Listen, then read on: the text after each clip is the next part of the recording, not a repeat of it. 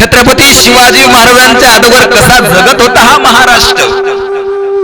अरे घराघराची राख रांगोळी केल्या जात होती, सर्वस्व काही लुटल्या जात होत, गावची गाव बेचराग केली जात होती. अरे असा जगत होता हा महाराष्ट्र.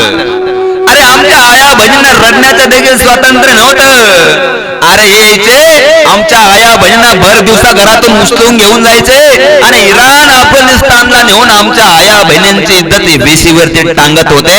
असा जगत होता हा महाराष्ट्र. अरे 5 सुलतानी सत्ता या महाराष्ट्राच्या उरावरती नाचत होती. आदिलशाही असेल, निजामशाही असेल, कुतुबशाही असेल, नुसता नंगा नाच या महाराष्ट्राच्या उरावरती चालला होता. आमची गोठ्यातली गाय सुरक्षित नव्हती, मंदिरावरचे कळस सुरक्षित नव्हते, अंगणातली तुळस सुद्धा सुरक्षित नव्हती. नुसता नंगा नाच या महाराष्ट्राच्या उरावरती चालला होता. त्यावेळेस हाक मारली, ए भवानी, ए चंडमंड महिषासुरवदने, अरे या महाराष्ट्राला कोणीतरी वाचवणार आहे का नाही? अरे घाल कोणीतरी जन्माला या महाराष्ट्राला.